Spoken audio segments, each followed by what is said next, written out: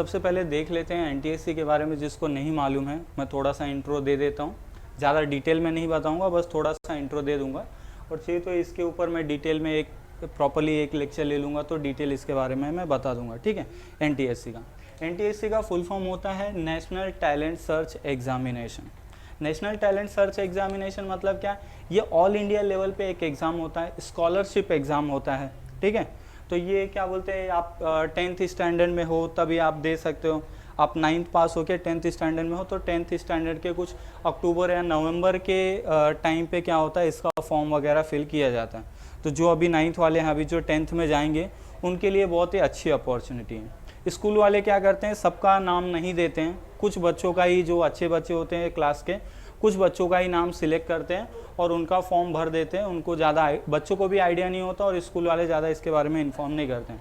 तो आप लोग ज़रा ध्यान में रखना, ये क्या होता है, स्कॉलरशिप एग्ज़ाम होता है, ठीक है। ये आपके नवंबर के ऐसा टाइम आएगा, फॉर्म आएगा, मैं आपको तभी बता दूंगा फॉर्म आया है, आप अपने स्कूल के टीचर को बोल सकते हो ताकि ये फॉर्म आपका भर दें। इसके बेनिफिट्स क्या है मैं आपको बता देता हूँ। ये एग्ज़ाम कैसा होगा वो तो हम धीरे धीरे मतलब पढ़ते पढ़ते क्या हो जाएंगे, समझ जाएंगे, बट ये एग्ज़ाम में क्या, एग्ज़ाम के बेनिफिट्स क्या क्या है मैं आपको बता देता हूँ। अगर ये एग्ज़ाम अगर आप क्वालिफाई करते हो, पहले तो ये 2 स्टेजेस में एग्ज़ाम होता है, एक होता है स्टेज 1 और एक होता है स्टेज 2। तो स्टेज 1 क्या होता है, ये स्टेट लेवल एग्ज़ाम होता है, आपको पूरे स्टेट में होगा, और ये दूसरा जो स्टेज होता है सेकंड स्टेज, ये नेशनल लेवल एग्ज़ाम होता है। तो एक होता है स्टेट लेवल और दूसरा होता है क्या, नेशनल लेवल। जब स्टेट लेवल आप क्वालिफाई करते हो तब सेकंड जो एग्ज़ाम होता है वो क्या होता है, नेशनल लेवल। तो ये स्टेट लेवल जो एग्ज़ाम होता है वो आपके बोर्ड एग्ज़ाम के पहले ही हो जाता है, और जो नेशनल लेवल एग्ज़ाम होता है वो मई के आसपास होता है। मतलब आपका बोर्ड एग्ज़ाम मार्च में ख़त्म हो जाएगा और मई में सेकेंड क्या होता है, एग्ज़ाम होता है, क्लियर। और इसमें अगर आप क्या करोगे, पास होते हो तो ये आपको मंथली स्कॉलरशिप प्रोवाइड करता है। मतलब 11th-12th में अगर आप रहोगे तो 1250 रुपीज़ क्या करता है पर मंथ आपको प्रोवाइड करता है। और ग्रेजुएशन के 3 इयर्स जब तक आप स्टडी करोगे, मतलब 3 साल 5 साल जो भी आप पोस्ट ग्रेजुएशन, उसके बाद पीएचडी तक जो भी आप परफॉर्म करोगे, स्टडी करोगे, तब वहाँ पर क्या हो जाएगा, ये 2000 पर मंथ के हिसाब से क्या होगा, आपको स्कॉलरशिप आपको एनुअली मिलेगा, ठीक है। ये पर मंथ है, आपको इतना क्या मिलेगा, हर महीने आपको मिलेगा, ठीक है। तो ये एग्ज़ाम में वैसे तो ये मतलब आपको स्कॉलरशिप इतना मिलते जाएगा, बट स्कॉलरशिप का इतना ज़्यादा ये मत रखो कि पैसा मिल रहा है। यहाँ पर एनटीएससी 9th के बच्चों को तो मैं बोलूँगा, अगर आप एनटीएससी के लिए प्रिपेयर कर रहे हो प्रॉपरली तो आपको प्रॉपर नॉलेज मिलता है जो 9th-10th के बच्चों को होना चाहिए। आप अभी देखो स्टेट बोर्ड के बच्चे बहुत ज़्यादा लैग कर जाते हैं अगर आप 11th में जाते हो जब हायर स्टडीज़ के लिए। जो सीबीएसई बोर्ड के बच्चे होते हैं, आईसीएसई बोर्ड के बच्चे होते हैं, उनको क्या बोलते हैं, उनका थोड़ा सा बेसिक स्ट्रॉन्ग होता है, क्योंकि उनको ये सारी जानकारियाँ मतलब क्या बोलते हैं, आईसीएसई बोर्ड पढ़ते हैं, एनसीईआरटी पढ़ते हैं, तो उनको जानकारी थोड़ी ज़्यादा होती है as compared to state level जो भी बच्चे होते हैं। तो मेरा सिर्फ एनटीएससी में ऐसा है कि आप क्या करो, इतना अच्छे से प्रिपेयर करो कि आप उनको क्या करो, जो भी सीबीएसई बोर्ड के बच्चे हैं या आईसीएसई बोर्ड के बच्चे हैं, उनको आप क्या करो, मैच कर पाओ। आपकी कहीं पर भी जानकारी ऐसा कम नहीं लगना चाहिए कि मुझे उनसे कम आता, बराबर। तो ऐसा ध्यान में रख करके ही आपको क्या करना है, एनटीएससी का इसके लिए लेक्चर रख रहा हूँ, एनटीएससी का स्टडी आपको ऐसे ही करना है, ओके। और ऐसे इतना ज़्यादा ऐसा नहीं है कि मुझे, अगर मैं क्या बोलते हैं एनटीएससी पढ़ रहा हूँ तो मुझे क्या बोलते हैं एग्ज़ाम क्वालिफाई करना ही है, एकदम क्या बोलते हैं मुझे एकदम फर्स्ट रैंक में ही आना है, तो ऐसा मत रखो। सिर्फ क्या बोलते हैं प्रॉपर नॉलेज के लिए क्या बोलते हैं ये क्लास आप ज्वाइन कर सकते हो, ठीक है। ज्वाइन कर सकते हो मतलब क्या, ज्वाइन करो, आपका नॉलेज इंप्रूवमेंट होगा, क्योंकि अभी पहले लेक्चर के बाद ही आपको मालूम पड़ जाएगा कि इसमें क्या क्या आपको नया सीखने को मिलता है और कितनी ज़्यादा जानकारी आगे बढ़ गई है। मैंने पहले ही बताया, मैं जो भी सिखाने वाला हूँ इसमें वो 10th स्टैंडर्ड मतलब 9th और 10th के लेवल का ही सिखाने वाला हूँ, हायर नहीं जाने वाला हूँ। जो भी रेफरेंस लिया है, चीज़ें ली हुई है, वो सब 9th-10th की बुक से ही लिया हुआ। क्लियर है यहाँ तक, ये ध्यान में रखो। अभी इसका फर्स्ट लेक्चर है मैं, और इसमें देखो मैं यहाँ पर जो अभी ये कोर्स चालू कर रहा हूँ, ये ऑलमोस्ट मैं 15 to 16 लेक्चर्स लेने वाला हूँ, जिसमें मैं आपको क्या बोलते हैं फिजिक्स यहाँ पर कराने वाला हूँ, और कुछ टॉपिक केमिस्ट्री के भी मैं यहाँ पर लेने वाला हूँ। तो केमिस्ट्री और फिजिक्स आप दोनों यहाँ पर मान सकते हो कि ये दोनों पार्ट यहाँ पर मैं इंक्लूड करने वाला हूँ। टोटली ऑलमोस्ट 15 लेक्चर्स के आसपास मैं टोटल लेक्चर लेने वाला हूँ। अगर इतने लेक्चर मैंने ले लिया तो मैं आपको गारंटी देता हूँ कि ये जो फिजिक्स है ना, इससे आपको 10th में क्या होगा, बिल्कुल भी दिक्कत नहीं आएगी। 10th स्टैंडर्ड में आप फिजिक्स में, मैं बता रहा हूँ, बहुत अच्छे मार्क्स स्कोर कर सकते हो, इवन केमिस्ट्री में, क्योंकि बेसिक जो कॉन्सेप्ट है वो आपका यहाँ पर ही क्या हो जाएगा, पूरी तरह से क्लियर हो जाएगा। ओके, चलो आज मैं यहाँ पे एनटीएससी के इसके फर्स्ट लेक्चर में मैं आपको यहाँ पर जो इस टॉपिक स्टार्ट कर रहा हूँ, इस टॉपिक का नाम है एटॉमिक स्ट्रक्चर। क्या नाम है? Atomic structure. Atomic structure, atom के बारे में थोड़ा बहुत आप जानते हैं, सभी लोग जानते हैं क्या होता है एटम के बारे में, या यहाँ पर क्या होता है आपको सिर्फ क्या मालूम है, मतलब क्या मालूम है कि आपको थोड़ा बहुत ये चीज़ें मालूम है कि सारी दुनिया में ये जो भी चीज़ें बनी हुई है वो किससे बनी हुई है, एटम से ही बनी हुई है, बराबर। और एटम के अंदर क्या होता है, थोड़ा मोड़ा हम जानते हैं, क्या, इलेक्ट्रॉन, प्रोटॉन, न्यूट्रॉन, ठीक है, ये कुछ चीज़ें हम जानते हैं। तो अब सबसे पहले यहाँ पर जानते हैं कि ये एटॉमिक स्ट्रक्चर मतलब इसके बारे में चीज़ें स्टार्ट कब हुई, इसकी हिस्ट्री के बारे में जानते हैं कि एटम के बारे में क्या बोलते हैं, चीज़ें स्टार्ट कैसी और कैसे हमें मालूम पड़ा। तो यहाँ पर देखेंगे एटम, ये एटॉमिक मतलब है एटम, हिंदी में इसको कहा जाता है परमाणु। क्या कहा जाता है? परमाणु। परमाणु आपने सुना है कभी? परमाणु नाम सुना हुआ ना? हाँ, परमाणु मूवी का नाम है, मूवी का नाम नहीं, ये परमाणु के नाम के ऊपर क्या बोलते हैं मूवी बनी हुई है, उसका भी बताता हूँ, जॉन अब्राहम का मूवी है ना, बराबर, मेरे को मालूम है। अब देखो ये परमाणु को अगर मैं क्या करता हूँ, दो पार्ट में अगर मैं डिवाइड करता हूँ तो यहाँ पर क्या होता है, यहाँ पर ऐसा आता है परम प्लस अणु, ठीक है, परम प्लस अणु। ये परम का मतलब होता है श्रेष्ठ, परम का मतलब क्या होता है, श्रेष्ठ। ये अणु मतलब होता है कण, कण मतलब क्या आप बोल सकते हो, पार्टिकल। ये तो ये क्या, परम मतलब क्या होता है, श्रेष्ठ, श्रेष्ठ मतलब क्या होता है, अल्टीमेट। ये सबसे पहले भारत के क्या बोलते हैं, बहुत पुराने जमाने में फिलोसोफर जिसे कहा जाता है, फिलोसोफर मालूम है ना? फिलोसोफर क्या होता है, जो क्या बोलते हैं ऐसे दाढ़ी वाड़ी बढ़ा के सोचते रहता है, पुराने ज़माने का सब चीज़ देखा है कि नहीं, एकदम दाढ़ी उड़ी एकदम बड़ी हो जाती है। या पुराने ज़माने देखो कोई भी साइंटिस्ट या फिलोसोफर का फोटो देखोगे तो दाढ़ी बड़ी रहती है। तो ऐसे क्या बोलते हैं फिलोसोफर्स रहे। तो वैसे ही हमारे क्या बोलते हैं भारत के क्या बोलते हैं एक फिलोसोफर रहे हैं जिनका नाम है क्या बोलते हैं, कणाद, ठीक है, ऋषि कणाद। हिंदी में इनको क्या ऋषि कणाद बोलेंगे, और कुछ प्रोनाउंसिएशन कहीं कहीं पर अलग होता है, क्या बोलते हैं, कणाद, ठीक है, कहीं कहीं पर इनको कन्नड़ भी बोलते हैं और कुछ अलग प्रोनाउंसिएशन यहाँ पर हो सकता है। तो ये महर्षि कणाद ने, ये इंडियन फिलोसोफर ये रहे हैं जिन्होंने सबसे पहले क्या बोलते हैं कण के बारे में, परमाणु एटम के बारे में इन्होंने बताया। ये वही इंसान थे जिन्होंने क्या कहा कि हमारी जो पूरी, मतलब ऐसे फिलोसॉफी में कहा, कहीं लिख करके ऐसा प्रॉपरली नहीं बताया, इन्होंने अपनी सिर्फ एक फिलोसॉफी बताई। फिलोसॉफी मतलब अपने एक विचार बताया कि हमारी ये तो जो पूरी दुनिया बनी हुई है वो किससे बनी हुई है, छोटे छोटे परमाणुओं से बनी हुई है। या फिर कह सके तो इन्होंने क्या बोला, हमारी ये जो पूरी दुनिया बनी हुई है ना, एक अल्टीमेट, ये एक श्रेष्ठ अणु से बनी हुई है, जिसे उन्होंने क्या नाम दिया, परमाणु। सबसे पहले आज से करीबन कम 2600 साल पहले, मतलब अगर देखेंगे 600 बीसी में, कब 600 बीसी में, मतलब आज से करीबन कितने 2600 साल पहले, ये पहले ऐसे क्या बोलते हैं, इनका थोड़ा सा क्या बोलते हैं प्रॉपर एविडेंस नहीं मिलता है कि कब कहा गया है। 2200 से लेकर के 2600 के बीच, मतलब 200 बीसी से लेकर के 600 बीसी के बीच में आप इनकी बातें चलती है कि कब कहा, प्रॉपर एविडेंस नहीं है, इन बिटवीन चलता है। तो सबसे पहले इस ऋषि कणाद ने इसके बारे में क्या बोलते हैं पहले ही हमें बता दिया। और इसी टाइम पे क्या हुए, कुछ ग्रीक फिलोसोफर हुए। ग्रीक पता है ना आपको, ठीक है, कुछ ग्रीक फिलोसोफर हुए। एक फिलोसोफर मतलब जैसे भारत के क्या बोलते हैं ऋषि कणाद हुए, वैसे ही ग्रीक फिलोसोफर हुए। यहाँ पर देखोगे ये दो फिलोसोफर हैं, उसमें से नेम है क्या, एक डेमोक्रिटस है और एक दूसरे साइंटिस्ट हैं ल्यूकोपस, ठीक है, उनका इतना ज़्यादा नाम नहीं आता है, बट एक ये डेमोक्रिटस, ये क्या फिलोसोफर रहे, ग्रीक फिलोसोफर। या अप्रॉक्सीमेटली इनका मतलब 400 बीसी के आसपास ये मतलब फिलोसोफर कहे जाने वाले हैं। इन्होंने सेम जैसे यहाँ पर ऋषि कणाद ने कहा है एटम के बारे में, वैसे ही डेमोक्रिटस ने क्या बोलते हैं ग्रीक में ये कण के बारे में कहा। इन्होंने क्या बताया, अभी देखो ना, जैसे हम बोलते हैं ना एटम, एटम मतलब क्या होता है, परमाणु। लेकिन ये एटम शब्द आया कहाँ से? तो ये एटम शब्द भी, एटम शब्द को देखो, ये कौन था फिलोसोफर? डेमोक्रेटस। ये कहाँ का रहने वाला था? ग्रीक। तो यहाँ पर देखोगे तो यहाँ पर देखो ग्रीक में एक वर्ड है क्या बोलते हैं? एटोमोस। वर्ड का नाम क्या है? एटोमोस। एटोमोस का मतलब होता है ग्रीक में वर्ड है, और इसका मतलब होता है जो कभी भी क्या होता है? डिवाइड नहीं हो सकता, इंडिविजिबल। ठीक है, जो कभी भी डिवाइड नहीं हो सकता, इंडिविजिबल, उसको कहा जाता है ग्रीक में एटोमोस। और उसी से ये एटोमोस से निकल करके इंग्लिश में जो हम लोग यूज करते हैं, क्या यूज करते हैं? As a atom.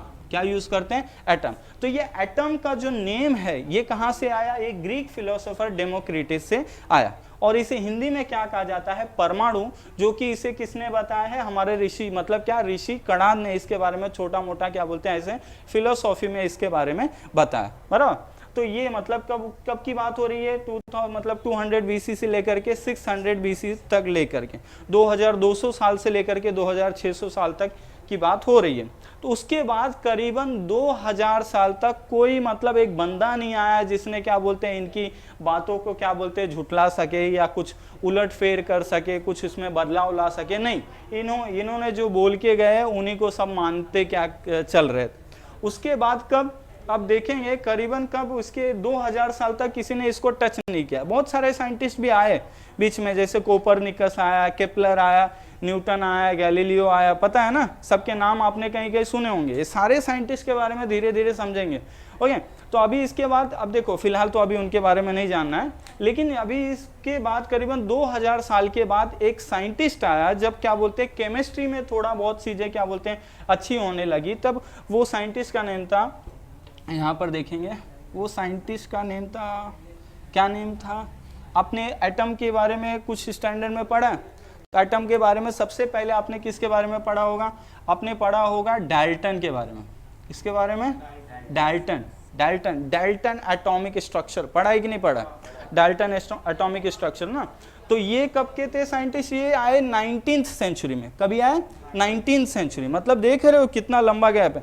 करीबन 2000 साल के बाद ये भाई साहब आए। कब? इन्होंने केमिस्ट्री जब थोड़ी बहुत डेवलप होने लगी, केमिस्ट्री मतलब केमिकल रिएक्शन किए जाने लगे, तब वहाँ पर साइंटिस्ट को लगा कि भाई साहब हमें भी क्या करना पड़ेगा, ये एटम को एक बेसिक स्ट्रक्चर कैसा होता है, कैसा दिखता है, कैसा काम करता है, इसके बारे में बताने की आवश्यकता है। तब जाकर के ये डाल्टन ने क्या किया 1808 में, मतलब कब? अर्ली 19th सेंचुरी बोला जाता है। तो अर्ली 19th सेंचुरी में इन्होंने सबसे पहले क्या बोलते हैं एटम के बारे में थोड़ा, मतलब पूरी तरह से तो नहीं बता दिया, धीरे धीरे इन्होंने कुछ बातें क्या बोलते हैं एटम के बारे में बताई। तो सबसे पहले तो इन्होंने क्या बताया कि एटम क्या बोलते हैं। एटम इन्होंने सिंपल से बोला कि एटम के बारे में कुछ बातें बताई, मैं बोलता हूँ। सबसे पहले इन्होंने बात बोली कि एटम जो है क्या, ये सबसे क्या बोलते हैं स्मॉलेस्ट पार्टिकल है। क्या है? Smallest particle. इन्होंने बोला एटम क्या है? सबसे स्मॉलेस्ट पार्टिकल है, और इसी एटम से ही क्या बोलते हैं, मतलब जो भी मैटर बनता है ये इसी एटम से ही बनता है। मतलब अगर किसी पार्टिकल को मैं कितना भी डिवाइड करूंगा, तो डिवाइड करते जाऊंगा, तो लास्ट में डिवाइड करते जाऊंगा, लास्ट में जो एक स्मॉल पार्टिकल बचेगा, वो जो एकदम स्मॉलर पार्टिकल होगा, वो क्या होगा? एटम। तो ये इन्होंने क्या बोला, जो और भी ज्यादा पार्ट्स में क्या हो सकता है, डिवाइड नहीं हो सकता। ये एक बात बोली। और इन्होंने क्या बोला, एक और बहुत इंपॉर्टेंट बात बोली जिससे सारे साइंटिस्टों को मानना पड़ा। क्या होता था ना, पहले मैं आपको बताऊं, ऐसे कोई नहीं होता है कि साइंटिस्ट उठ करके आया, उसने बोला कि भाई साहब ये ऐसा होता है, वैसा दिखता है, तो कोई भी मान लेगा, ऐसा नहीं होता था। उसे प्रॉपर क्या करना पड़ता था, एविडेंस देना पड़ता था, प्रॉपरली बताना पड़ता था और रीजन देना पड़ता था। और सब अगर साइंटिस्ट क्या करेंगे, वो रीजन को एग्री करते थे, तो ही हम चीज़ों को क्या करते थे, मानते थे, अदरवाइज चीज़ों को नहीं मानते थे। तो इन्होंने क्या किया, कुछ चीज़ें बताई। इन्होंने जैसे यहाँ पर दिया, एक लॉ दिया, law of conservation of mass. क्या दिया? Law of conservation of mass. आपने लॉ ऑफ कंजर्वेशन बोला मैंने, तो एक कुछ तो याद आया होगा, क्या है ना, law of conservation of energy याद होगा, बराबर, याद है law of conservation of energy. तो कंजर्वेशन ऑफ एनर्जी में क्या था कि energy neither be created nor be destroyed, only it can be transfer from one form to another form. उन्होंने क्या किया, ये डाल्टन ने बोला कि भाई साहब कंजर्वेशन, यहाँ पर क्या law of conservation of mass दिया।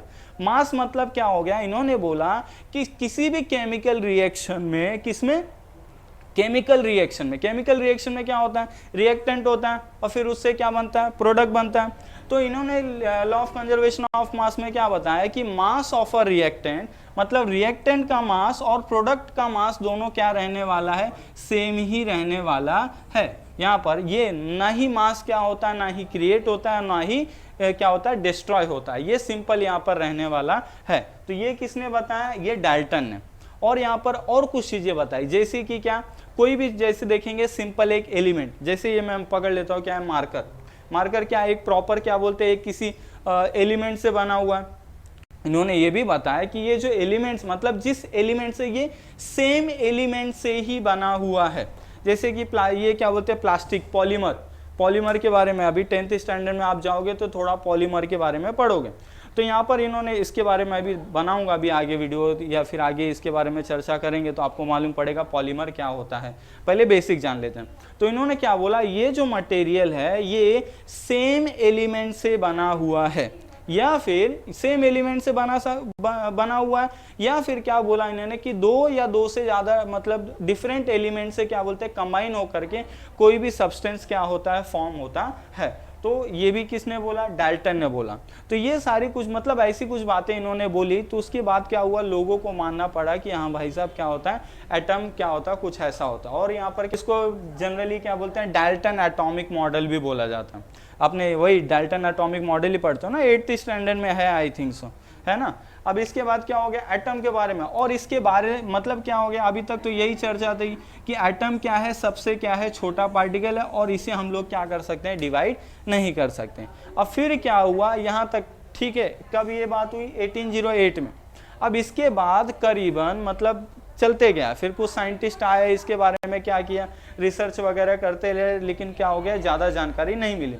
और इसके बाद करीबन जब देखोगे कब आगे ईयर कब से आ गया, कम से कम 1897, मतलब एंड ऑफ 19th सेंचुरी। कब आ गए, एंड ऑफ 19th सेंचुरी। तो जब ये 1897 एंड ऑफ 19th सेंचुरी में आ गए, तब एक साइंटिस्ट आया जिसका नाम था जे थॉमसन। क्या था इनका नाम, जे थॉमसन। नाम सुना है आपने, जे थॉमसन।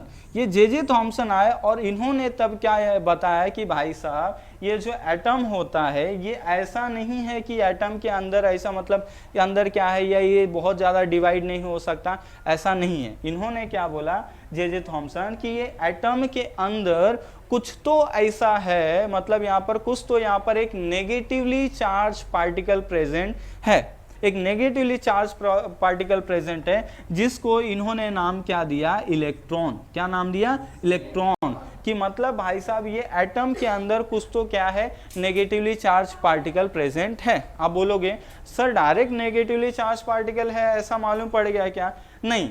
यहाँ पर क्या कुछ समय पहले इसके, ये कब हुआ, 1897 में, ओके। इसके समय अगर थोड़ा सा पहले अगर जाएंगे तो क्या हो गया, ये एटम को अगर हमने क्या किया, सिंपली ऐसा सिर्फ ऐसा फ्री छोड़ा हुआ है, तो एटम क्या होता है, ये न्यूट्रल शो करता है। क्या होता है, न्यूट्रल। मतलब ये ना ही क्या बोलते हैं पॉजिटिवली शो करता है और ना ही नेगेटिवली चार्ज शो करता है, ये न्यूट्रल एटम शो करता है। तो जब इनको क्या बोलते हैं, यहाँ पर जब कंडक्शन ऑफ इलेक्ट्रिसिटी होने लगा, तो इनको सोचने लगे ये लोग कि भाई साहब क्या अगर इलेक्ट्रिसिटी कंडक्ट हो रहा है, मतलब यहाँ पर क्या है, कुछ ना कुछ तो ऐसा है जिसकी वजह से इलेक्ट्रिसिटी कंडक्ट हो रही। तो वहां पर ही क्या हुआ, ये क्या बोलते हैं जे थॉमसन ने क्या बोलते हैं एक्सपेरिमेंट परफॉर्म किया, जिसमें उन्होंने क्या बताया कि ये क्या होता है, यहाँ पर इसके अंदर इलेक्ट्रॉन ऐसा प्रेजेंट होता है। तो ये कैसे, इसका भी थोड़ा स्टोरी है, जरा जान लेते हैं कैसा है जे थॉमसन का स्टोरी। आपने एक क्या बोलते हैं सुना होगा CRT, कैथोड रे ट्यूब, सुना है आपने, नहीं सुना है, किसी ने नहीं सुना है ना, कभी पहले पढ़ा ही नहीं।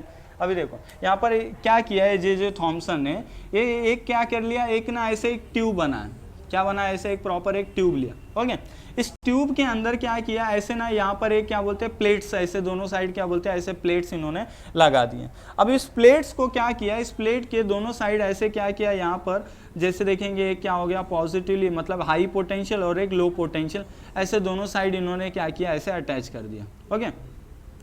ये हाइयर पोटेंशियल, लोअर पोटेंशियल। तो ये प्लेट्स के बीच में क्या हो गया, यहाँ पर हाइयर और लोअर पोटेंशियल क्रिएट हो गया। तो जब यहाँ पर इन्होंने साइंटिस्ट वगैरह ने देखा कि जब हम ये ट्यूब के अंदर, और ट्यूब के अंदर पूरा जो गैस वेस है, हवा वगैरह है, उसको निकाल दिया और इसको क्या बना दिया, पूरा ऐसे वैक्यूम बना दिया। इसके अंदर कुछ एकदम कुछ है नहीं, वहाँ पर पूरा वैक्यूम बना दिया, सारी गैसें बाहर निकाली।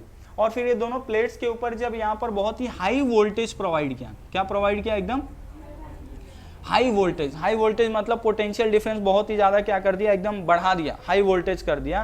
तब यहाँ पर साइंटिस्ट ने क्या देखा कि इसके अंदर ना कुछ तो यहाँ पर देखोगे ये लोअर पोटेंशियल है, तो लोअर पोटेंशियल देखोगे, हाइयर पोटेंशियल जिससे कनेक्ट होता है इसको बोला जाता है एनोड। क्या बोला जाता है, एनोड। और एक लोअर पोटेंशियल जिससे कनेक्टेड होता है इसको बोला जाता है कैथोड। ओके, तो ये कैथोड से यहाँ पर इन्होंने क्या देखा कि कैथोड से यहाँ पर कुछ तो इसके अंदर क्या बोलते हैं, ऐसा ग्रीनिश कलर का क्या बोलते हैं, यहाँ पर कुछ तो यहाँ से निकल करके दूसरे साइड जा रहा, दूसरे प्लेट पर मूव कर रहा है। तो ऐसे डायरेक्टली नहीं मालूम पड़ गया कि कौन कहाँ मूव कर रहा है, उनको कुछ तो यहाँ पर ऐसे ग्रीन कलर का कुछ तो इसके अंदर कैथोड ऐसे ट्यूब के अंदर इनको क्या बोलते हैं, दिखने लगा। तो दिखने लगा तो उसके बारे में इन्होंने ट्राई किया कि भाई साहब इसमें क्या दिख रहा है, क्या मूव कर रहा है, कहाँ से कहाँ मूव कर रहा है, तो वो भी इन्होंने देखा। तो उसके लिए यहाँ पर क्या किया, कुछ और साइंटिस्ट आया, पहले जे थॉमसन डायरेक्टली नहीं आगे, सबसे पहले तो यहाँ पर क्या एक दो साइंटिस्ट आए। एक साइंटिस्ट आया, उसने क्या कर दिया, नालायक ने यहाँ पर ऐसा ना कुछ तो जैसे यहाँ से देखो बीच में ना ऐसा एक प्लेट रख दिया, ऐसा इन दोनों प्लेट्स के बीच में ऐसा एक प्लेट रख दिया और इसको क्या कर दिया, हाई वोल्टेज में इसको चालू कर दिया। तो जैसे ही चालू कर दिया तो यहाँ पर क्या देखा, जो भी यहाँ पर प्लेट चीजें रखी उसका क्या बन रहा था, इस तरफ दूसरे साइड क्या बन रहा था, शैडो बन रहा था। क्या बन रहा था, शैडो। तो जैसे मालूम पड़ा यहाँ पर क्या हो रहा है, शैडो बन रहा है। शैडो बन रहा है तो देखो आप जैसे ऐसा लाइट के सामने ऐसा खड़े हो गए तो आपका पीछे क्या बनता है, शैडो बनता है, बराबर। तो शैडो बनता है, इसका मतलब क्या हो गया, शैडो क्यों बनता है, जब लाइट क्या होता है अगर स्ट्रेट लाइन में ट्रेवल करती है तो ही आपका क्या बोलते हैं, शैडो बनता है। जैसे यहाँ पर देखोगे लाइट ऐसा मैंने यहाँ पर रख दिया, बराबर, तो यहाँ पर देखोगे पीछे शैडो बन रहा है। तो यहाँ पर क्या होगा, अगर जहां पर ये मतलब मेरी फिंगर है या हैंड है, ये क्या होगा, जहां पर ये जाएगा लाइट रुक जाएगा, और जहां जहां पर ये नहीं है वहां पर खाली स्पेस है तो लाइट वहीं पर जाएगी। और इसके पीछे जहां पर ये पोर्शन आ गया तो इसके पीछे क्या हो गया, लाइट तो जा नहीं पाएगी क्योंकि लाइट बेंड नहीं हो सकती, और लाइट अगर बेंड नहीं हो सकती तो उसके एग्जैक्टली पीछे क्या आ जाता है, शैडो क्रिएट हो जाता है। तो यहाँ पर इन्होंने क्या किया, जैसे कुछ एक प्लेट वगैरह रखा तो इनको क्या देखने को मिलता है, पीछे शैडो।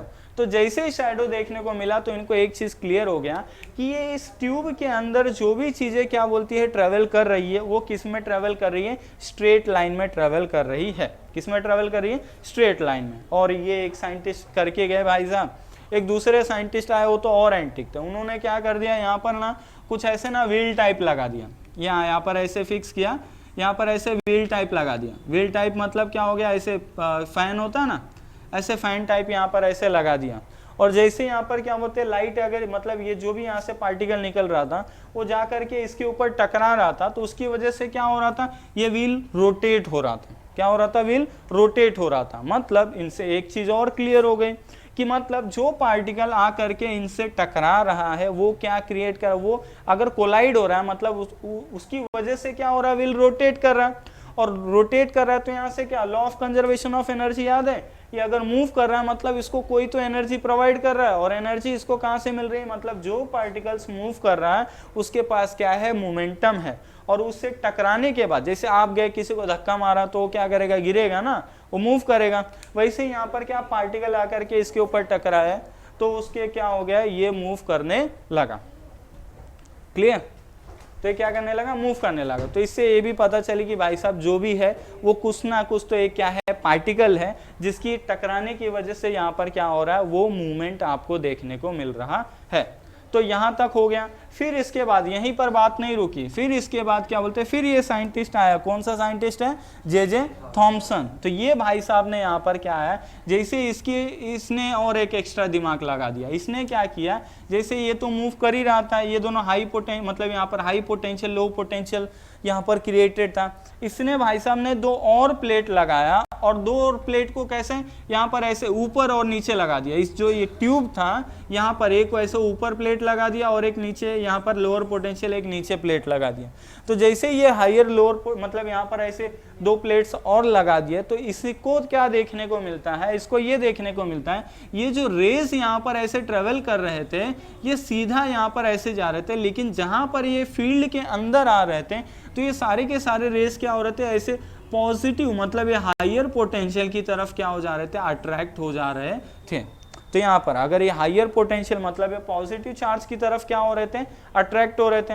अगर कोई भी चीज यहाँ पर क्या हो रहा है, पॉजिटिव चार्ज की तरफ अगर अट्रैक्ट हो रहा है तो सिंपल सी बात है, आपको तो सिंपल मालूम है कि सेम चार्जेस क्या करते हैं, रिपल करते हैं, और अपोजिट चार्ज क्या करते हैं, अट्रैक्ट करते हैं। तो ऊपर क्या था, पॉजिटिव चार्ज, तो इसने क्या पर क्या हो गया, इस तरफ अट्रैक्शन शो करने लगे। तब इनको जाकर के क्या मालूम पड़ा कि ये जो रेज यहाँ पर क्या कर रहा है, मूव कर रहा है, वो क्या है, नेगेटिवली चार्ज पार्टिकल है। और उस चार्ज पार्टिकल को किसने, जे थॉमसन ने क्या दिया, मतलब नेम इन्होंने नहीं दिया, ठीक है। तो ये जो पार्टिकल्स मूव कर रहे थे इसको इन्होंने क्या बताया कि ये क्या है, यही नेगेटिवली चार्ज पार्टिकल है जिसको इलेक्ट्रॉन बोला जाता है। समझ गए। अब बोलोगे तो नेम किसने दिया, क्योंकि ये साइंटिस्ट इन्होंने कब ये एक्सपेरिमेंट जब इन्होंने किया 1897 में किया, लेकिन इसके पहले क्या बोलते हैं, जी.जे. स्टोनी करके नेम था। क्या है, जी.जे. या जी स्टोनी करके नेम है, स्टोनी करके नेम है। ये साइंटिस्ट ने कब 1893 में ही, मतलब इनसे 4 साल पहले ही यहाँ पर क्या बोलते हैं, इन्होंने पहले ही बता दिया था क्या, इलेक्ट्रॉन मतलब नेगेटिवली चार्ज पार्टिकल है जो कि क्या बोलते हैं, मूव करता है, मतलब मूव करता है। ये इसके अंदर क्या, कुछ तो नेगेटिवली चार्ज पार्टिकल एटम के अंदर प्रेजेंट है, एटम के अंदर, उसको ही क्या मतलब, लेकिन प्रॉपर एक्सप्लेनेशन नहीं दे पाया था कि मूव करता है कि नहीं, यहाँ पर कैसा दिखता है, क्या है, तो प्रॉपर एक्सप्लेनेशन नहीं दे पाया था। लेकिन नेगेटिवली चार्ज पार्टिकल एटम के अंदर है, उसको इन्होंने इलेक्ट्रॉन नेम पहले दे दिया था। तो मतलब नेमिंग किसने दिया था, स्टोनी ने नेम दिया था इलेक्ट्रॉन का, लेकिन इलेक्ट्रॉन डिस्कवर किसने किया था, जे थॉमसन ने। तो जैसे जे थॉमसन ने बोला कि भाई साहब क्या है, एटम ये सबसे छोटा, मतलब सबसे, ये ऐसा नहीं है कि ये डिवाइड नहीं हो सकता, ये क्या हो सकता है, डिवाइड हो सकता है। और डिवाइड कैसा हो सकता है, क्योंकि हमने क्या किया, एटम्स के भी अंदर एक नया पार्टिकल खोज लिया है और उसको इन्होंने क्या नाम दे दिया, इलेक्ट्रॉन। समझा। तो यहाँ पर क्या हो गया, इलेक्ट्रॉन। जैसे मालूम पड़ा कि दुनिया में कि भाई साहब ये एटम से भी छोटा, मतलब एटम के अंदर भी हम लोग पहुंच चुके हैं, एटम के अंदर क्या हो गया, हमें ऐसा पार्टिकल देखने को मिल रहा है, क्या है, इलेक्ट्रॉन। तो फिर वहाँ से फिर एक ऐसे ही इसके रौनक जैसा एक साइंटिस्ट आ गया, उन्होंने बोला भाई साहब क्या बोलते ऐसा, जे थॉमसन को बोला कि भाई साहब हमको एड़ा मत बनाओ, ठीक है, ऐसा कैसा है, इसमें क्या हो जाएगा, इलेक्ट्रॉन होगा किसी भी पार्टिकल में। इसने बोल दिया ना, क्या हो गया, उसके अंदर इलेक्ट्रॉन है जो कि नेगेटिवली चार्ज है। तो ऐसा रौनक साइंटिस्ट जैसा आया, उधर पगड़ी उड़ी बाना, ऐसा पहुंचा और उसको थोड़ा धमकी उमकी के स्टाइल में आके क्या बोला कि ऐसा कैसा मान लूँ मैं कि क्या बोलते हैं वहाँ पर इलेक्ट्रॉन प्रेजेंट है, एटम। उसने क्या बोला, सिंपल बोला कि भाई साहब आप बताओ, अगर उसके अंदर इलेक्ट्रॉन नेगेटिवली चार्ज पार्टिकल है तो भाई साहब तो एटम न्यूट्रल कैसे हुआ, एक एटम न्यूट्रल कैसे हुआ, न्यूट्रल मतलब उसके पास कोई चार्ज नहीं। तो एक एटम यहाँ पर देख लो, ऐसे एक हो गया, ये मान लो क्या, एक एटम। अब इसके अंदर क्या, जे थॉमसन क्या बोल रहा है कि इसके अंदर भाई साहब क्या, नेगेटिवली चार्ज इलेक्ट्रॉन्स, क्या है इसके अंदर, नेगेटिवली चार्ज इलेक्ट्रॉन्स है। तो अब फिर ये नया क्वेश्चन अराइज हुआ कि भाई साहब क्या हो गया, अगर तो ये एटम न्यूट्रल कैसे हुआ, अगर इलेक्ट्रॉन है मतलब इसका अपोजिट चार्ज भी कुछ ना कुछ तो प्रेजेंट होना चाहिए, तो अपोजिट चार्ज। लेकिन इसके भाई साहब थॉमसन के पास क्या कोई जवाब ही नहीं था। तो इन्होंने क्या दिया, इन्होंने एक और अपने मन से ही क्या बोलते हैं, एक नया मॉडल बना दिया।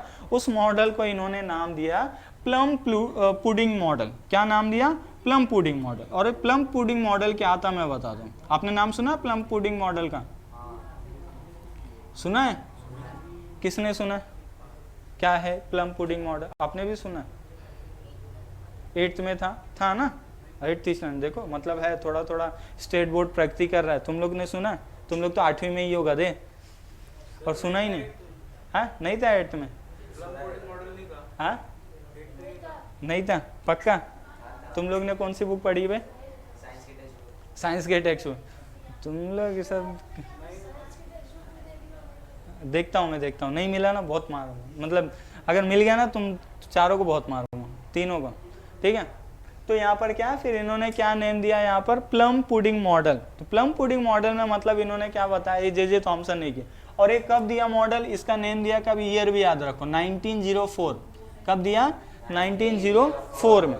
तो 1904 मतलब देखो इसमें कहीं पर मैंने देखा रेफर किया है नेट पे, कहीं 1904 बताता है, किसी बुक में 1903 है, ठीक है। तो 3 4 1 2 मतलब 1 साल 2 साल ये क्या बोलते हैं आगे पीछे चलता है। अप्रोक्सीमेटली यहाँ पर क्या करो, ईयर को ध्यान में रखो।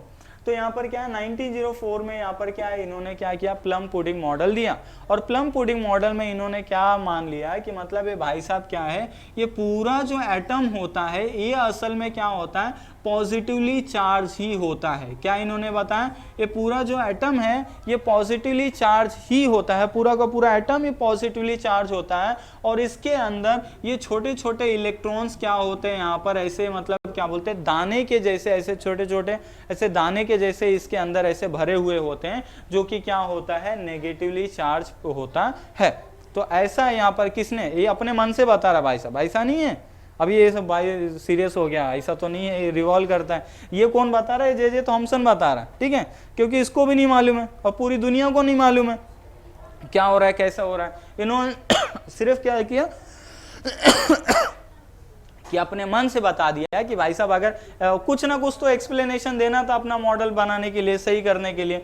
तो उसने क्या बोल दिया, देखो इलेक्ट्रॉन तो इसने खोज लिया था, सब वाह ही कर रहे थे, प्रोटॉन नहीं बता पाता तो बेइज्जती हो जाती। तो इसने क्या बोला, पूरा जो एटम है वो पॉजिटिवली चार्ज है और ये नेगेटिवली चार्ज पार्टिकल जो इलेक्ट्रॉन्स है वो उसमें दाने के जैसे क्या बोलते हैं वहां पर छोटे छोटे ऐसे भरे हुए है, ठीक है। तो ये कहाँ पर किसने, जे थॉमसन ने बोल दिया। और फिर इसके बाद भी एक नया मस्त साइंटिस्ट आएगा, इसने वाट लगाई, इसकी नाम सुना होगा आपने, ठीक है, यहाँ तक आपको याद रहेगा। ओके, अब इसके बाद देखो स्टोरी ध्यान में रखो। अब जैसे ये थॉमसन, तो थॉमसन ने कर दिया, अब थॉमसन का ही एक स्टूडेंट था, क्या था, थॉमसन का स्टूडेंट था। उस स्टूडेंट को देखोगे कौन था स्टूडेंट का नाम था रदरफोर्ड।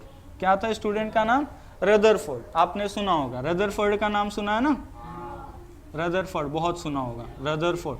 तो रदरफोर्ड इसने क्या किया, इसका जो जे थॉमसन का क्या था, स्टूडेंट था। इसने क्या किया, इन्होंने परफॉर्म किया गोल्ड फॉइल एक्सपेरिमेंट। क्या परफॉर्म किया, गोल्ड फॉइल एक्सपेरिमेंट, या गोल्ड फॉइल, इसका बहुत फेमस है गोल्ड फॉइल एक्सपेरिमेंट। लेकिन मैं अंदर की बात बताऊं, ये गोल्ड फॉइल एक्सपेरिमेंट है ना, क्या बोलते हैं, इसने रदरफोर्ड ने परफॉर्म नहीं किया था, इसने ये गोल्ड फॉइल एक्सपेरिमेंट परफॉर्म किया था इसके ही कलीग्स ने, जिसका नाम था गेगर एंड मार्सडन। क्या नेम था, गेगर एंड मार्सडन। ये दो ये रदरफोर्ड के ही क्या थे, कलीग थे, इसके साथ में ही लैब में काम करते थे। इन्होंने ये परफॉर्म किया था, gold foil experiment properly perform किया था। और एक बात आपने ध्यान में रखी, मतलब ऐसा आपके मन में आया होगा कि ये मतलब बहुत ज्यादा अमीर था क्या, ये कुबेर का भाई वही था क्या, गोल्ड फॉइल ही क्यों लिया, दूसरा भी तो शीट ले सकता था, ऐसा चांदी का शीट क्यों नहीं लिया, ठीक है, सोना चांदी च्यवनप्राश दूसरा भी ले सकता था, ठीक है, चांदी क्यों नहीं लिया, लोहे का शीट क्यों नहीं लिया, ऐसा सोचा आपने, वो गोल्ड का ही शीट क्यों लिया, आपको मालूम है यहाँ पर इसने गोल्ड का ही शीट क्यों लिया मालूम है, क्योंकि गोल्ड क्या होता है मालूम है, बहुत ही ज्यादा मेलेबल होता है। मेलेबल मालूम है, मेलेबल मतलब क्या होता है, जिसको मैं क्या कर देता हूँ ऐसे मार के एकदम चपटा बना सकता हूँ, तो उसको बोलते हैं मेलेबिलिटी। तो गोल्ड में क्या होता है, गोल्ड फॉइल मतलब गोल्ड में क्या हो गया, उसकी मेलेबिलिटी बहुत अच्छी है, उसको ऐसा मतलब एकदम मार के उसको एकदम थिन शीट बना सकते हैं। इसके लिए इसने क्या किया, अपने एक्सपेरिमेंट में बहुत ही थिन, बहुत ही पतला शीट लिया, किसका, गोल्ड फॉइल का क्या किया, शीट इन्होंने लिया। और फिर ये एक्सपेरिमेंट इन्होंने क्या किया, एक्सपेरिमेंट कुछ आपको थोड़ा बहुत याद होगा, एक्सपेरिमेंट क्या था, कुछ ऐसा था ना, यहाँ से क्या किया, एक अल्फा पार्टिकल पास किया, अल्फा पार्टिकल क्या होता है ये भी मैं बताता हूँ, ठीक है, हाँ, अल्फा पार्टिकल यहाँ पर पास किया है, अल्फा पार्टिकल का बीम ऑफ लाइट पास किया, कहाँ पर पास किया, एक ऐसे गोल्ड फॉइल के गोल्ड शीट के ऊपर पास किया, और फिर यहाँ पर क्या देखा, और इसके आजू बाजू ऐसा डिटेक्टर्स लगाए थे। तो फिर इन्होंने क्या किया, मतलब एक्सपेरिमेंट में चीजें देखने को मिली। तो इसमें क्या देखने को मिली, अल्फा पार्टिकल क्या होता है, जैसे कि हाँ भाई साहब इन्होंने क्या बोला, अल्फा पार्टिकल क्या होता है, पॉजिटिवली चार्ज पार्टिकल्स। ये असल में पॉजिटिवली चार्ज पार्टिकल, और पॉजिटिवली चार्ज पार्टिकल कौन सा होता है, helium. Helium positively charge particles होता है जिसके पास 2 प्रोटॉन और 2 न्यूट्रॉन होते हैं, ऐसे पार्टिकल को क्या बोला जाता है? Alpha particle. तो ये अल्फा पार्टिकल, ये हीलियम मालूम है ना भाई साहब? तेरे टेंशन में आ गया तो नहीं मालूम है हीलियम क्या होता है? हीलियम, हाँ वही कुछ तो होता है, हाइड्रोजन, हीलियम, लिथियम, हाँ वही ना कुछ तो, हाँ बराबर वही वाला है, ठीक है। तो वही ये अल्फा पार्टिकल क्या किया, ये गोल्ड फॉइल के ऊपर क्या बोलते हैं, जैसे उसके ऊपर क्या किया, बॉम्बार्ड किया, तो इसको क्या देखने को मिलता है? इसको जो भी देखने को मिलता है भाई साहब एकदम अचंभित, शॉक हो जाता है। क्या शॉक हो जाता है? ऐसा कि ये देखता है कि इसमें से मोस्ट ऑफ द बीम जो क्या होती है वो ऐसे स्ट्रेट यहाँ से क्या हो जाती है, पास हो जाती है, ठीक है, और स्ट्रेट पास हो जाती है। लेकिन क्या देखता है कि पूरे 8, अगर यहां से मैं 8000 रेज अगर मैं क्या करूंगा, यहां से पास करूंगा, तो पूरे 8000 रेज में से एक रे ऐसा था जो क्या कर रहा था, मोर देन 90 डिग्री क्या कर रहा था, डिफ्लेक्ट कर रहा था। समझे? मोर देन 90 डिग्री, ये बहुत मतलब 90 डिग्री से ज्यादा क्या बोलते हैं यहां पर डिफ्लेक्ट कर रहा था। तो जैसे ही इसने देखा कि रदरफोर्ड ने, ये पूरे इनके कलीग्स वगैरह ने देखा कि भाई साहब देखो सारी की सारी रेस तो क्या हो जा रही है, यहाँ पर क्या हो रहा है, पास हो जा रही है, लेकिन एक पार्टिकल क्या हो रहा है यहाँ पर, मोर देन 90 डिग्री क्या हो रहा है, डिफ्लेक्ट हो रहा है। तो ऐसा क्यों? तो ऐसा क्यों का यहाँ पर जवाब क्या था, ये आयुष ने ही इसका जवाब दे दिया। इसका जवाब क्या था कि इन्होंने क्या पास किया था, अल्फा पार्टिकल। अल्फा पार्टिकल क्या था, पॉजिटिवली चार्ज पार्टिकल था। क्या था? पॉजिटिवली चार्ज पार्टिकल था। तो ये पॉजिटिवली चार्ज पार्टिकल जब यहाँ से गया, तो अगर इस पूरे, जैसे जे थॉमसन ने क्या बोला था, ये इसके जैसा बोला था, पूरा ये पॉजिटिवली चार्ज होता है और इसमें क्या होता है, जगह जगह दाने के जैसे क्या बोलते हैं यहाँ पर इलेक्ट्रॉन्स क्या होते हैं इसके अंदर भरे होते हैं। अगर ऐसी बात थी, अगर ये पूरा पॉजिटिवली चार्ज था, तो अल्फा पार्टिकल पढ़ने के बाद क्या होना चाहिए था, पूरा का पूरा डिफ्लेक्ट होना चाहिए था, क्योंकि पूरा एटम ही क्या पॉजिटिवली चार्ज है। लेकिन ऐसा देखने को मिला नहीं, ये पूरा का पूरा क्या हो गया, रे पास हो गया, और लेकिन सिर्फ एक ही रे डिफ्लेक्ट हो रहा था। तब जे थॉमसन बोल तब रदरफोर्ड ने बोला कि भाई साहब ये गोल्ड फॉइल में क्या है, ये गोल्ड फॉइल असल में, इसको थोड़ा इमेज बनाता हूँ, ये गोल्ड फॉइल कुछ ऐसे, मतलब यहाँ पर इलेक्ट्रॉन, ये मतलब पॉजिटिवली चार्ज है, पूरा नहीं है, इसके बीच में कुछ तो है, बीच में कुछ तो है, पॉजिटिवली चार्ज कुछ तो, यहां पर क्या देखा, बीच में, इस एटम के बीच में पॉजिटिवली चार्ज कुछ तो यहां पर प्रेजेंट है, जो क्या कर रहा है, यहां पर ऐसे डिफ्लेक्शन कर रहा है, जिसकी वजह से ही ये रे क्या हो रहा है, डिफ्लेक्ट हो रहा है। और ये भी बोला कि जो बीच में, देखो ऐसा डायरेक्टली नहीं बोल दिया कि वो क्या है, इसने बोला कुछ तो है भाई साहब, क्या है, कुछ तो यहाँ पर प्रेजेंट है, जिसका क्या है, मास बहुत ज्यादा है, और ये बहुत ही क्या है, छोटा है, बहुत ही छोटा है, इस एटम में बहुत ही छोटा है, बहुत ही क्यों छोटा बोला, क्योंकि यहाँ पर क्या देखने को मिला, मैक्सिमम रेस पास हो रही थी, 8000 में से एक रे ही क्या हो रहा है, डिफ्लेक्ट हो रहा है। इसका मतलब जो भी अंदर डिफ्लेक्ट कर रहा है चीजों को, वो क्या है, बहुत ही ज्यादा स्मॉल है, और बहुत डिफ्लेक्शन बहुत ही ज्यादा कर रहा है। इसका मतलब क्या है कि इस एटम के मास भी इसके पास बहुत ही ज्यादा क्या है, कॉन्सेंट्रेटेड है। तो जब ये एक्सपेरिमेंट में, गोल्ड फॉइल एक्सपेरिमेंट में मालूम पड़ा, तो रदरफोर्ड ने क्या बोला कि ये बीच में जो कुछ तो ये ऐसा नालायक जैसा यहाँ पर है, जो बहुत ज्यादा डिफ्लेक्शन कर रहा है, ये कुछ नहीं, ये भाई साहब क्या है, ये एटम का न्यूक्लियस है। क्या है, एटम का न्यूक्लियस है, न्यूक्लियस। और ये कब बोला कि एटम का न्यूक्लियस है, ये कब बोला, 1911 में। कब बोला, 1911 में, ठीक है। 1911 में बोला कि भाई साहब क्या हो रहा है इसके अंदर। देखो कब जे थॉमसन ने इलेक्ट्रॉन कब खोजा था, जे थॉमसन ने इलेक्ट्रॉन कब बोला था, क्या क्या क्या है बताओ, मेरे को नहीं मालूम, मैं भूल जाता हूँ। अरे मैं सी भूल गया, वो नहीं है, पूरा बोलो, NUCLOU, बस वो भी नहीं, क्या है, NUCLEUS,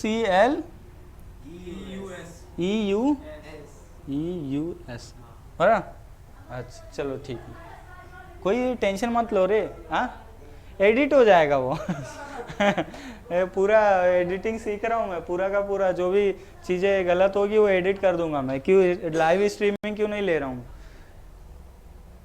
लाइव स्ट्रीमिंग करूँगा तो दिक्कत है, ऐसे में तो मैं चीज़ें हटा ही सकता हूँ।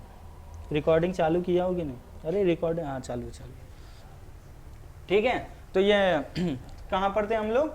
रदरफोर्ड। तो न्यूक्लियस यहाँ पर जो इन्होंने क्या बोला कि बीच में जो पार्टिकल यहाँ पर प्रेजेंट है वो क्या है? हमारा न्यूक्लियस। और ये कब बोला? 1911 में। समझ गए? अभी भी नहीं बोला। अभी देखो, तो यहाँ पर अगर कहीं पर ऐसा क्वेश्चन आता है कि यहाँ पर डिस्कवरी ऑफ न्यूक्लियस, तो डिस्कवरी ऑफ न्यूक्लियस कब हुई थी? 1911 में। और किसने की थी? रदरफोर्ड ने। ठीक है, रदरफोर्ड ने 1911 में किसकी डिस्कवरी की?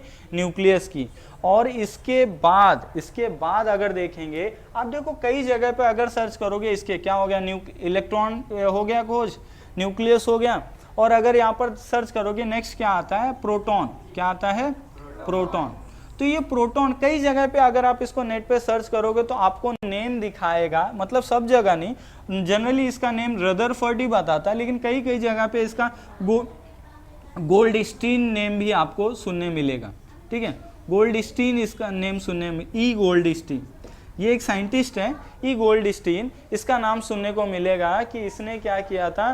प्रोटॉन की खोज की है। कभी? इसने पहले ही बता दिया था। कब? 1886 या 1887 के आसपास ही इन्होंने क्या बता दिया था कि यहाँ प्रोटॉन के बारे में बता दिया था। ठीक है, लेकिन असल में इसने प्रॉपरली नहीं बताया था कि क्या बोलते हैं प्रोटॉन है वो न्यूक्लियस के अंदर ही प्रेजेंट है, ये सारी बातें नहीं बताई थी।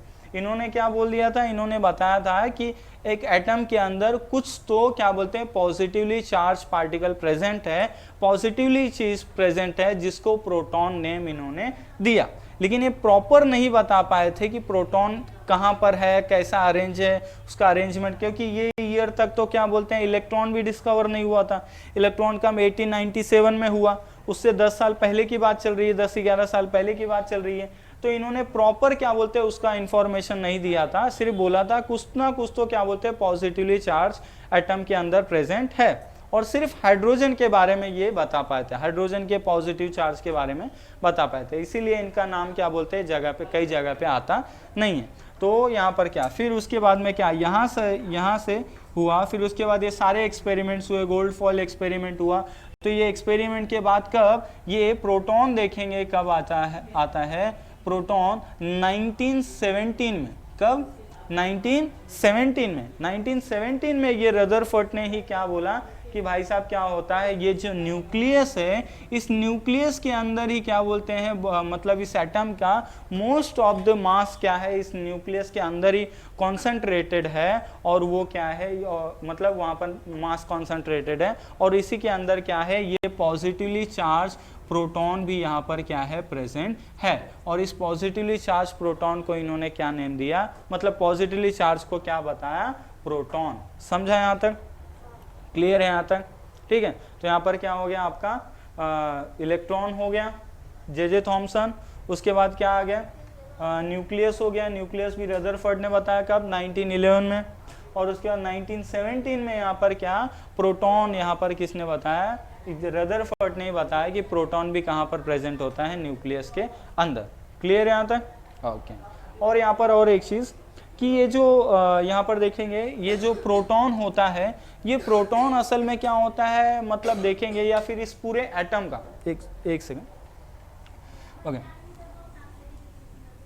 ये एटम, अभी देखो कुछ थोड़ी जानकारी आ गई। कैसी जानकारी आ गई कि यहाँ पर क्या होता है, कुछ एटम ऐसा होता है, और इस एटम के क्या होता है, यहाँ पर मिडल में यहाँ पर क्या होता है, एक न्यूक्लियस होता है, और इस न्यूक्लियस के अंदर क्या होता है, प्रोटॉन प्रेजेंट होता है। अभी तक यहाँ ही है इस प्रोटॉन। और जो इलेक्ट्रॉन है, मतलब ये भी बता दिया, और ये जो इलेक्ट्रॉन है, ये इलेक्ट्रॉन क्या करता है, इस न्यूक्लियस के बाहर ऐसा क्या बोलते हैं, यहाँ पर ऐसे रिवॉल्व करता है। और इसका मतलब उन्होंने एग्जांपल क्या लिया, जैसे सन के अराउंड बाकी प्लैनेट्स रिवॉल्व करते हैं, वैसे ही यहाँ पर न्यूक्लियस के अराउंड क्या होता है, इलेक्ट्रॉन भी रिवॉल्व करता है। और ये भी बताया कि ये जो इलेक्ट्रॉन है ना, ये बहुत ही ज्यादा क्या है, लाइटर है as compare to mass of a proton. Proton से क्या है, बहुत ही ज्यादा लाइटर है। कौन लाइटर है? इलेक्ट्रॉन। इलेक्ट्रॉन क्या है, बहुत ही लाइटर। और एक नंबर भी याद रखना, कितना टाइम्स लाइटर है, बोला जाता है 1836। ये ईयर नहीं है, ये 1836, 1836 ये माना जाता है कि इलेक्ट्रॉन, एक इलेक्ट्रॉन क्या होता है, एक प्रोटॉन से इतना टाइम्स क्या होता है, लाइटर होता है। अगर देखेंगे प्रोटॉन क्या होता है, 1836 टाइम हैवियर होता है एज कंपेयर टू इलेक्ट्रॉन। मतलब अगर इलेक्ट्रॉन का वेट, अगर समझेंगे इलेक्ट्रॉन का वेट अगर 1 kg है तो प्रोटॉन का वेट कितना होगा, प्रोटॉन का मास कितना होगा, 1836 kg होगा। इतने टाइम्स क्या होता है, बिगर होता है किसका, मास ऑफ एन प्रोटॉन। समझा? तो ये भी चीज यहाँ पर मालूम पड़ी। यहाँ तक बात है। और एक चीज यहाँ पर देखो, और एक मतलब यहाँ पर दिक्कत आने लगी कि यहाँ पर एक और साइंटिस्ट था कि ये रदरफोर्ड, बहुत ही ऐसा, इसको नोबेल प्राइज मिल गया 1917 में, बहुत खुश हो गया। ठीक है, बहुत यहाँ पे इसकी लाइफ क्या बोलेंगे, मज्जानी लाइफ चल रही थी ऐसा 1917 के टाइम पे। लेकिन फिर क्या हुआ, इसके आस पास है ना एक और साइंटिस्ट आया कि इन्होंने क्या किया, इसका सब मतलब बोल दिया कि भाई साहब क्या ही बता रहे हो, ठीक है ऐसा बताओ मत, टेंशन में आ गए। इन्होंने जो इलेक्ट्रॉन के बारे में बोला ना कि इलेक्ट्रॉन क्या बोलते हैं, इसके अराउंड में जैसा प्लैनेट है, प्लैनेट सन के अराउंड घूमता है, वैसे इलेक्ट्रॉन न्यूक्लियस के अराउंड घूमता रहता है, ऐसे बोला था। तो एक साइंटिस्ट का नेम क्या था, मैक्सवेल। क्या था साइंटिस्ट का नेम, मैक्सवेल। एक साइंटिस्ट, हाँ क्रिकेटर है, ऑस्ट्रेलियन क्रिकेटर नहीं रे बाबा, ये साइंटिस्ट है मैक्सवेल। तो ये मैक्सवेल साइंटिस्ट, इसने क्या बोला, इसने सिंपल सी बात बोली, देखो भाई साहब ये तुम क्या बोल रहे हो कि इलेक्ट्रॉन न्यूक्लियस के अराउंड क्या है, घूमता है। और ये मैक्सवेल ने क्या बताया है, इन्होंने अपनी एक इक्वेशन बनाया है। उस इक्वेशन में इनसे क्या पता चला है कि कोई भी मैटर होता है, कोई भी मैटर अगर होता है, मतलब मटेरियल होता है, मैटर होता है, तो हमेशा क्या करता है, रेडिएशन एमिट करता है। क्या करता है, रेडिएशन एमिट करता है। तो अभी यहाँ पर बात क्या आ गई, ये मान लो क्या है, मैटर है, ठीक है, ये कोई मटेरियल है, ये किससे बना हुआ है, ये एटम से ही बना हुआ है, मतलब इसके पास क्या है, एटम है। और हमने क्या यहाँ पर देख लिया, ये मटेरियल हमेशा क्या करेगा, रेडिएशन एमिट करेगा। अगर ये रेडिएशन एमिट करता है, और इन्होंने क्या बोला, ये रेडिएशन कहाँ से एमिट करता है मालूम है, ये जो इलेक्ट्रॉन यहाँ पर रिवॉल्व करता है, ये इलेक्ट्रॉन रिवॉल्व करता है, तो रिवॉल्व करता है वही इलेक्ट्रॉन क्या करता है, ये रेडिएशन एमिट करता है। और अगर ये रेडिएशन एमिट कर रहा है, इसका मतलब क्या हो गया, ये एनर्जी लूज कर रहा है। क्या लूज कर रहा है, एनर्जी लूज कर रहा है। और मुझे बताओ, अगर ये इलेक्ट्रॉन इस प्रोटॉन न्यूक्लियस के अराउंड घूम रहा है और ये एनर्जी लूज कर रहा है, तो धीरे जितनी ज़्यादा एनर्जी लूज करेगा, तो इसका मतलब कैसा होना चाहिए, ऑर्बिट ऐसा घूम रहा है और इसने एनर्जी लूज कर दिया, तो इसका ऑर्बिट छोटा हो जाना चाहिए, बराबर। और छोटा एनर्जी लूज किए जा रहा है। तो अगर एनर्जी कंटिन्यूअसली लूज कर रहा है, तो इलेक्ट्रॉन क्या होना चाहिए, आकर के न्यूक्लियस में कंबाइन हो जाना चाहिए कुछ समय के बाद। लेकिन ऐसा हो रहा है क्या, इलेक्ट्रॉन आकर के इसमें कंबाइन हो रहा है क्या, नहीं, तो हो ही नहीं रहा था। तो फिर क्या बोलते हैं, रदरफोर्ड ने भाई साहब सर पकड़ लिया, भाई साहब ये क्या चल रहा है, ऐसा तो हमने कुछ सोचा ही नहीं था। तो फिर यहाँ पर ये भी बोलते ना, प्रॉब्लम आई तो साइंटिस्ट के पास क्या सॉल्यूशन भी है। तो उसके बाद अब नया साइंटिस्ट आया। अभी यहाँ पर देखो, फिर यहाँ पर एक नया साइंटिस्ट आ गया जिसका नाम क्या है, अब बताओ आपने नाम सुना है कि नहीं सुना है, बताना मुझे। अब एक नया साइंटिस्ट आ गया जिसका नाम था नील बॉहर। क्या था नाम इसका, नील बॉहर, ठीक है, नील बॉहर। ये नया साइंटिस्ट है, यहाँ पर नाम सुना, नील बॉहर। ये साइंटिस्ट आ गया और इस साइंटिस्ट ने बोला कि इसने सिंपल सी बात बताई कि भाई साहब देखो, ये इलेक्ट्रॉन एनर्जी लूज करता है, आप भी सही बोल रहे हो। और ये रदरफोर्ड ने या फिर जो भी साइंटिस्ट ने बोला है कि इलेक्ट्रॉन क्या करता है, रिवॉल्व करता है, वो भी सही बोल रहे हैं। लेकिन इसमें क्या समझने में क्या दिक्कत आ रही है, तो इन्होंने प्रॉपर एक्सप्लेनेशन दिया। और इन्होंने क्या किया, नील बॉहर ने क्या बताया कि भाई साहब ये जो इलेक्ट्रॉन होता है, इसका जो ऑर्बिट होता है, ये ऑर्बिट क्या है, ऐसा नहीं है कि ऐसा घूमते घूमते आकर के मिल जाएगा। ये क्या करता है, एक फिक्स्ड ऑर्बिट में क्या करता है, रिवॉल्व करता है, समझ गए। और ये जब ये फिक्स्ड ऑर्बिट, जैसे नेम दे दिया ऑर्बिट को, ये पहला ऑर्बिट है, ये दूसरा ऑर्बिट है, ये तीसरा ऑर्बिट है, और इन्होंने क्या बताया कि ये जो इलेक्ट्रॉन है ये एक फिक्स्ड ऑर्बिट में ही क्या करता है, रिवॉल्व करता है। और जब इलेक्ट्रॉन एक ऑर्बिट से दूसरे ऑर्बिट में जाता है तभी वो क्या करता है, एनर्जी लूज करता है, अदरवाइज वो एनर्जी लूज करता नहीं है। समझा? तो यहाँ पर तो ये सिंपल हो गया कि मतलब जब इलेक्ट्रॉन, और इसमें भी प्रॉपर्ली बताया, किसने बताया, नील बोहर ने। क्या बताया, जब इलेक्ट्रॉन हायर एनर्जी लेवल से लोअर एनर्जी लेवल पे आएगा तब ये एनर्जी क्या करेगा, लूज करेगा। और जब ये लोअर एनर्जी लेवल पे है लेकिन इसे क्या करना है, हायर एनर्जी लेवल पे जाना है, तब ये क्या करेगा, एनर्जी गेन करेगा। समझे? मतलब यहाँ पर दोनों बात इन्होंने बताई है। यहाँ पर ये यहाँ से एक क्या हो गया, एक चीज पता चल गई कि इसके बारे में, एटम के बारे में एक, और बीच में क्या है, न्यूक्लियस है, और इलेक्ट्रॉन क्या कर रहा है, इसके बाजू में क्या कर, रिवॉल्व कर रहा है। और एक बात तो बताना भूल ही गया, कौन सा, ये भी तो बात होनी चाहिए कि मूवी क्यों कर रहा है वहां पर, इलेक्ट्रॉन मूवी क्यों कर रहा है, एक जगह रुक भी तो सकता है। उसको क्या इतना क्या बोलते हैं, उसको चर्बी है कि वो घूमेगा ही घूमेगा ही, वो एक जगह पे बैठा भी तो रह सकता है। रौनक वही सोच रहा है, बैठे में मजे था तो क्या बोलते हैं, क्या मालूम क्या ज्वाइन कर लिया। देखो तो यहाँ तो क्या यहाँ पर देखा, वो बैठा भी तो रह सकता था। तो यहाँ पर देखो एक सिंपल सा लॉजिक आपको मालूम है, देखो अर्थ के अराउंड, अर्थ है, अर्थ के अराउंड ऐसा मून रिवॉल्व करता है, करता है कि नहीं करता है? देखो रिवॉल्व कर रहा है, इसलिए मून अपनी जगह पे है।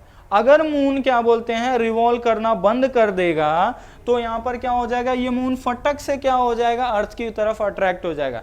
क्योंकि यहाँ पर क्या हो रहा है, अर्थ ग्रेविटेशनल फोर्स लगा रहा है और इसका मोशन का डायरेक्शन ये दोनों परपेंडिकुलर है। और ये परपेंडिकुलर होने की वजह से इनके बीच में इस मून के ऊपर वर्क डन क्या हो जाता है, जीरो। और वर्क डन जीरो हो जाने की वजह से ही क्या होता है, ये क्या बोलते हैं, अर्थ की तरफ मून अट्रैक्ट नहीं होता। वही सेम लॉजिक यहाँ पर भी लगता है। ये इलेक्ट्रॉन बहुत छोटा है, कितना छोटा, 1836 टाइम क्या बोलते हैं यहाँ पर छोटा है प्रोटॉन से। ये अगर एक जगह पे रुका रहेगा तो ये क्या हो जाएगा, फटक से न्यूक्लियस इसकी तरफ खींच लेगा। इसीलिए इसको क्या करना पड़ेगा, कंटिन्यूअसली मूव करते रहना पड़ेगा। तो जब ये मूव करते रहता है तब ये क्या करेगा, न्यूक्लियस की तरफ अट्रैक्ट नहीं होगा। और ये, और इसके बाद क्या होता है, और ये जब मूव करता है तो ये एक पर्टिकुलर ऑर्बिट में मूव करता है। ये किसने बताया, एक साइंटिस्ट जिनका नाम क्या था, नील या नाइल बोहर, ये साइंटिस्ट का नेम था। इन्होंने बताया कि ये इलेक्ट्रॉन स्पेसिफिक ऑर्बिट में ही क्या करता है, मूव करता है। क्लियर है यहाँ तक? यहाँ तक भी बहुत लाइफ मजा नहीं चली, ठीक है। अब इसके बाद क्या बच गया रौनक, ये हो गया इलेक्ट्रॉन, हो गया न्यूक्लियस, हो गया प्रोटॉन, हो गया। अभी क्या बच गया, क्या, कार्तिक नाम है, अच्छा इसका नाम कार्तिक। अरे बच क्या गया वो बताओ, रौनक किसका नाम है, फिर गुजर गया, क्या बोल रहे हैं, दोस्त का नाम है, अच्छा तेरा नाम कार्तिक है, चलो ठीक।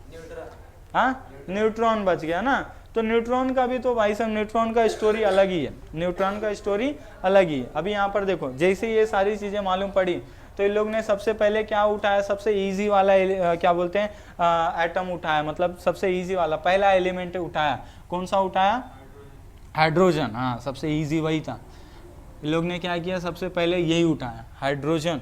तो हाइड्रोजन, जैसे हाइड्रोजन उठाया लोग ने, ठीक है, हाइड्रोजन, तो हाइड्रोजन सिंपल था, ठीक है। इन लोग ने हाइड्रोजन बता दिया भाई साहब क्या है हाइड्रोजन, इसके पास क्या है, न्यूक्लियस है, इसके यहाँ पर क्या है, एक प्रोटॉन यहाँ पर प्रेजेंट है, ओके, यहाँ पर प्रोटॉन प्रेजेंट है, और इलेक्ट्रॉन क्या है यहाँ पर एक इसके अराउंड में ऐसे रिवॉल्व करते रहता है। ये सिंपल सा यहाँ पर देखा। और फिर एक दूसरा, ये पहला यहाँ पर इन्होंने क्या हाइड्रोजन ले लिया, और एक दूसरा यहाँ पर क्या बोलते हैं मटेरियल, दूसरा हाइड्रोजन के बाद क्या आता है, हीलियम आता है, ठीक है। हीलियम के पास क्या होता है, यहाँ पर देखो इसको ऐसे लिखते हैं, ठीक है। और हीलियम के पास क्या होता है, हमको मालूम है, हीलियम के पास न्यूक्लियस में क्या होता है, 2 प्रोटॉन होते हैं, बराबर, क्या होते हैं, 2 प्रोटॉन होते हैं। और इसके पास क्या, 2 इलेक्ट्रॉन्स यहाँ पर क्या करते हैं, ऑर्बिट में ऐसे रिवॉल्व करते रहते हैं। तो सिंपल सी बात है, अगर इसके हाइड्रोजन के पास 1 प्रोटॉन है और इसके पास क्या है, 2 प्रोटॉन है, इलेक्ट्रॉन का मास तो कंसिडर करना ही नहीं, क्योंकि वो बहुत छोटा होता है, ठीक है, उसको कंसिडर, नेग्लिजिबल मास है, उसको कंसिडर ही नहीं करना। और इसके पास क्या है, 2 प्रोटॉन है, सिंपल। अगर मैं क्या करता हूं, देखो इसके पास एक प्रोटॉन है, इसके पास दो प्रोटॉन है, तो अगर मैं क्या करूंगा, अगर इसको एक बैलेंसिंग में अगर मैं इसको रखूं, मतलब एक अगर इसको मैं क्या कर देता हूं, बैलेंस कर देता हूं किसी एक जगह पे, ऐसे कुछ यहाँ पर ऐसे बैलेंस कर देता हूं, इसको ऐसे बैलेंस कर देता हूं, तो अगर मैं यहाँ पर एक हीलियम रखता हूं, ठीक है, तो इसके पास क्या है, दो प्रोटॉन है, तो इसको बैलेंस करने के लिए मुझे क्या रखना पड़ेगा, दो हाइड्रोजन रखना पड़ेगा, रखना पड़ेगा कि नहीं रखना पड़ेगा, क्योंकि क्या है, हीलियम के पास दो प्रोटॉन है, हाइड्रोजन के पास एक ही प्रोटॉन है, तो इसको बैलेंस, हीलियम को दो प्रोटॉन को बैलेंस करने के लिए मुझे क्या रखना पड़ेगा, दो हाइड्रोजन रखना पड़ेगा, बराबर। तो जैसे दो हाइड्रोजन रखा गया तो ये क्या हो जाना चाहिए, ये बैलेंस हो जाना चाहिए, बराबर। लेकिन जैसे साइंटिस्ट ने जब ये देखा कि यहाँ पर एक हीलियम रखा है और दूसरे साइड दो हाइड्रोजन रखा है, तो यहाँ पर साइंटिस्ट ने देखा कि ये क्या हो रहा है, बैलेंस नहीं हो रहा है, ये अभी भी ये जो हीलियम है ये क्या है, हैवी पड़ रहा है, क्या पड़ रहा है, हैवी, ये साइड बहुत ही ऐसे भारी है, ये साइड गिरते जा रहा है। तब यहाँ पर साइंटिस्ट ने फिर क्या किया, देखा कि भाई साहब चलो एक हाइड्रोजन और बढ़ा के देख लेते, क्या करते हैं, एक हाइड्रोजन और बढ़ा के देख लेते, तो ये साइड क्या किया, हाइड्रोजन और बढ़ा दिया, फिर भी ये हैवी पड़ रहा था, फिर एक हाइड्रोजन और बढ़ा दिया, फिर एक हाइड्रोजन और बढ़ा दिया, तो ऐसे कर दिया, ठीक है, तो चार हाइड्रोजन, जब चार हाइड्रोजन हो गए तब ये क्या कर रहा था, हीलियम को बैलेंस कर रहा था, बराबर। तो जब ऐसे चार हाइड्रोजन ये एक हीलियम को जब बैलेंस कर रहा था, तो फिर सबका ऐसे मतलब खुजली का टाइम आ गया, इन लोगों का बाल विल झड़ने लगे, दो चार साइंटिस्टों का। उन लोग ने क्या बोला, वो सिंपल सा लॉजिक लगा, अरे भाई साहब दो हाइड्रोजन है, इसके मतलब हीलियम के पास दो प्रोटॉन है, तो दो हाइड्रोजन को बैलेंस कर देना चाहिए था, लेकिन ये नालायक कि चार हाइड्रोजन को कैसे बैलेंस कर रहा है। तब मतलब इन लोग ने सोचा कि यहाँ पर इसका मतलब है कि इस एटम के अंदर, इस मतलब जो भी एटम है, इस एटम के अंदर, एटम क्या है, न्यूक्लियस है, यहाँ पर बाहर इलेक्ट्रॉन है, इस न्यूक्लियस के अंदर प्रोटॉन तो है ही, लेकिन इसके अंदर क्या है, कुछ ना कुछ तो गड़बड़ है, दया इसके अंदर क्या है, कुछ ना कुछ तो गड़बड़ है इस न्यूक्लियस के अंदर। तब यहाँ पर क्या किया, फिर इसके बाद ऐसे बहुत सारे साइंटिस्ट आए, सारे साइंटिस्टों का नाम छोड़ो, फिर इसके बाद क्या, एक साइंटिस्ट आया जिसका नाम था चैडविक, क्या था साइंटिस्ट का नेम, चैडविक, अद्विक नहीं, चैडविक, जे चैडविक ऐसा कुछ है, साइंटिस्ट का नेम क्या था, जे चैडविक।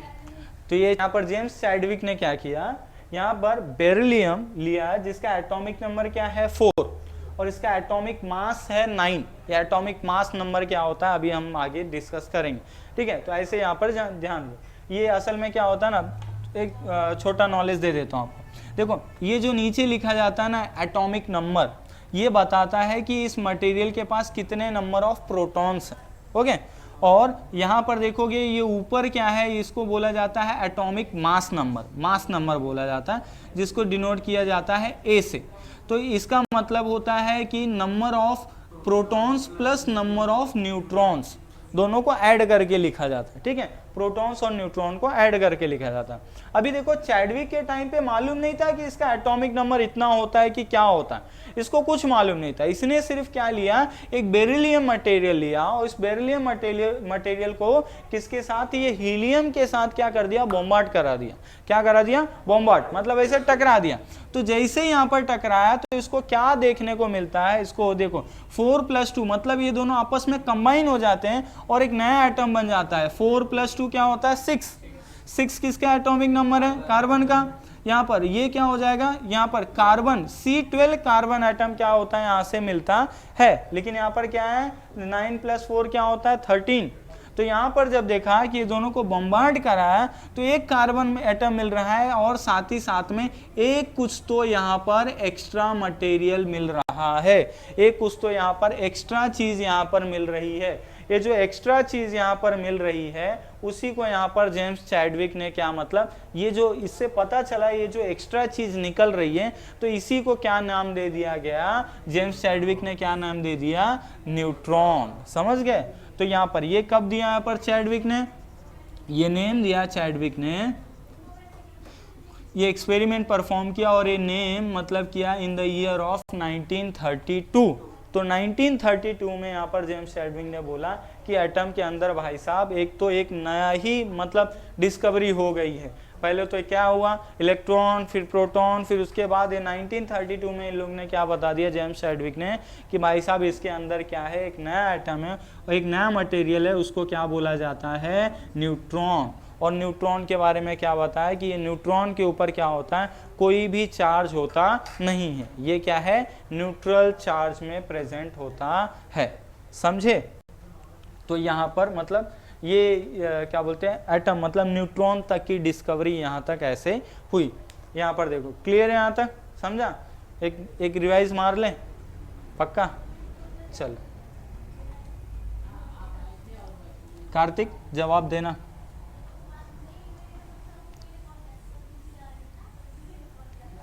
देखो सबसे पहले कौन आता है, एटम के बारे में अगर बात होगी तो सबसे पहले किसको याद किया जाएगा, ऋषि कणाद को याद किया जाएगा, बराबर?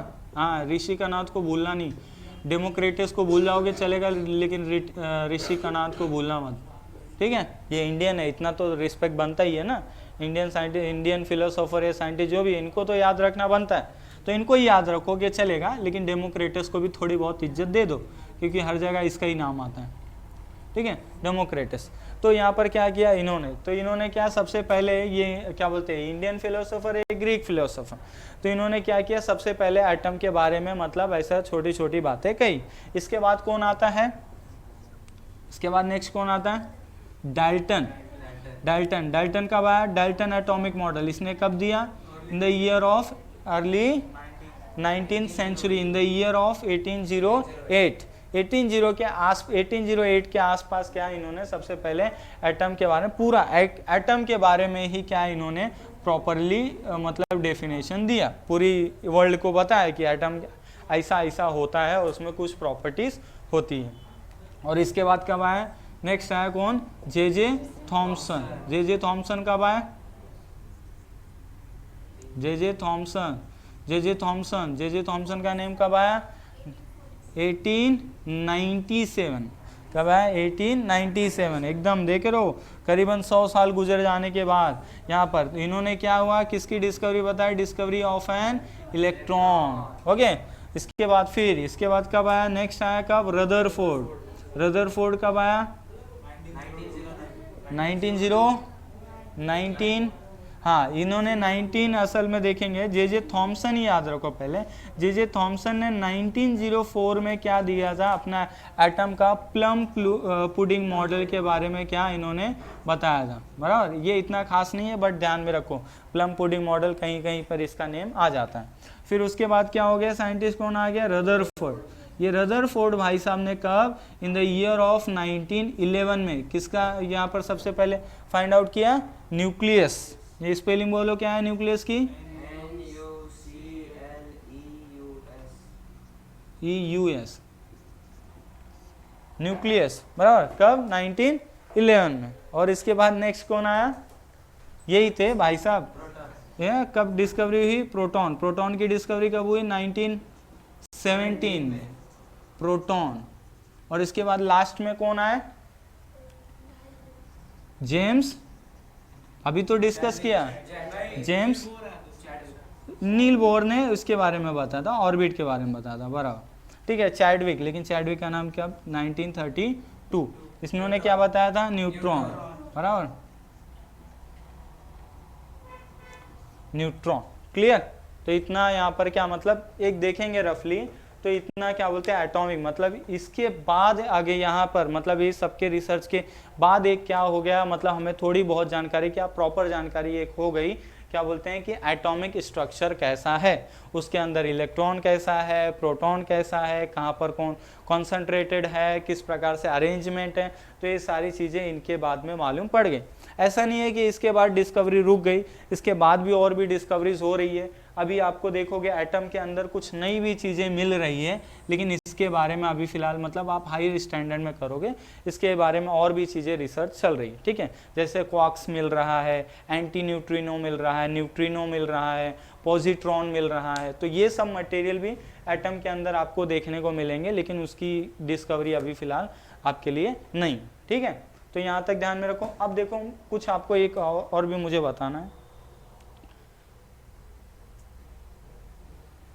एटम के बारे में। एटम यहाँ पर देखा है, एटम जैसे एटम के बारे में तो हो गया। यहाँ पर एटॉमिक नंबर और एटॉमिक मास नंबर क्या होता है, इसके बारे में सुना है आपने? सुना तो है ना, क्या होता है?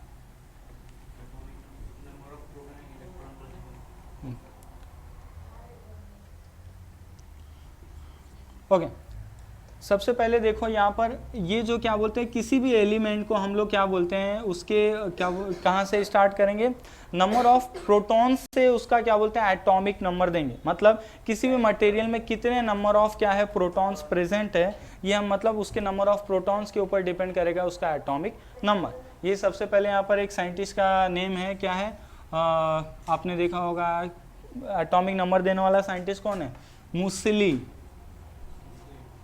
ब्रूसली नहीं रे, मूसली, ब्रूसली नहीं है, ठीक है मूसली। इन्होंने क्या बताया, ये क्या हो जाएगा, यहाँ पर देखेंगे कि कितने यहाँ पर एटम के अंदर ये नंबर ऑफ प्रोटॉन्स के ऊपर डिपेंड करेगा उसका एटॉमिक नंबर। तो एटॉमिक नंबर क्या होगा, डिपेंड करेगा उसके नंबर ऑफ प्रोटॉन्स के ऊपर। ये किसने बताया? मूसली ने, ठीक है, ब्रूसली मत बोल देना, मूसली। अभी यहाँ पर देखो सबसे पहले यहाँ पर क्या हो गया, तो इन्होंने क्या बोला, यहाँ पर एक क्या न्यूक्लियस होता है, न्यूक्लियस के अंदर क्या है, पॉजिटिवली चार्ज पार्टिकल है, उसको क्या बोला जाता है? प्रोटॉन।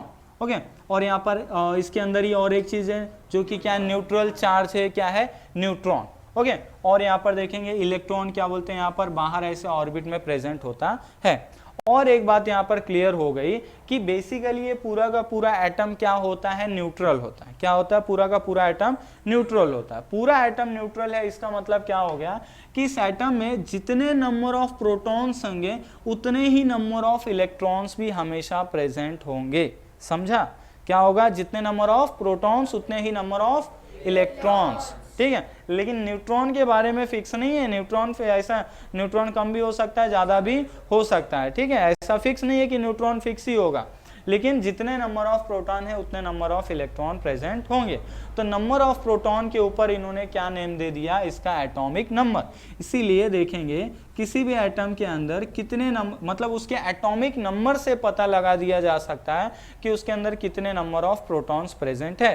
तो एटॉमिक नंबर, और एटॉमिक नंबर बेसिकली डिनोट किया जाता है by the capital letter of Z. तो जेड से यहाँ पर डिनोट किया जाता है एटॉमिक नंबर। तो सिंपली यहाँ पर एक क्या लॉजिक मिल जाएगा, एटॉमिक नंबर डिनोट किया जाता है जेड से। जेड बताता है कि एटॉमिक नंबर बताता है एटम के अंदर कितने नंबर ऑफ प्रोटॉन्स प्रेजेंट है, और जितने नंबर ऑफ प्रोटॉन्स एक एटम के अंदर प्रेजेंट होंगे उतने सेम नंबर ऑफ इलेक्ट्रॉन्स भी प्रेजेंट होंगे। क्लियर है यहाँ तक? ओके और इसके बाद एक नेक्स्ट आया जिसको बोला जाता है एटॉमिक मास नंबर। क्या बोला जाता है? Atomic mass number. तो ये atomic mass number basically denote किया जाता है कैपिटल लेटर ऑफ ए। हाँ बोलो। उसमें प्रोटॉन्स और न्यूट्रॉन दोनों का एडिशन होता है पूरा। हाँ एटॉमिक मास, एटॉमिक मास मतलब बेसिकली ये पूरा न्यूक्लियस का मास क्या बोलते हैं यहाँ पर पूछा जाता है। तो ये क्या होता है, न्यूक्लियस में क्या होता है, प्रोटॉन भी होता है और न्यूट्रॉन भी प्रेजेंट होता है। तो यहाँ पर तो एटॉमिक मास नंबर कहाँ से काउंट किया जाता है, इसके number of protons plus number of neutrons. Clear? तो ये दोनों कंबाइन होकर के क्या बोला जाता है, atomic mass. Clear? Atomic mass number भी बोला जाता है, कोई दिक्कत नहीं। क्लियर है? और इसको देखो डिनोट कैसे, मतलब किसी भी मटेरियल किसी भी एटम को देखोगे तो डिनोट ऐसा किया जाता है। यहाँ पर नीचे साइड क्या होता है, जेड होता है, और ऊपर क्या होता है, ए होता है। ए हमेशा लिखा होता है। जेड बताएगा नंबर ऑफ प्रोटॉन्स और ए बताएगा एटॉमिक मास नंबर, मतलब number of protons plus number of neutrons. Clear है यहाँ तक? ओके तो ये भी चीज़ आप ध्यान में रखना। आज के लिए इतना ही कि और आगे मैं जाऊँ। ओके ओवर तो नहीं हो रहा है ना? हाँ प्रतीक, ओवर हो रहा है? अच्छा बहुत सारे साइंटिस्ट के नेम आ गए ना इसके लिए। ठीक है, वैसे भी कॉमर्स वालों को थोड़ा ये हेडेक देता है, लेकिन ठीक है फिर। ओके चलो ठीक है, फिलहाल इतना जानते हैं, लेकिन आगे क्या बोलते हैं और भी कुछ जानकारी लेंगे। ठीक है, अभी ये पूरा जहाँ तक सोचा था मैंने पूरा कंप्लीट नहीं हुआ, कुछ इसको ज़रा रिवाइज एक बार कर लेना। और इसके बाद क्या होगा, नेक्स्ट टाइम और भी इसके आगे जाएंगे। ठीक है, तो सिंपल एक मेरा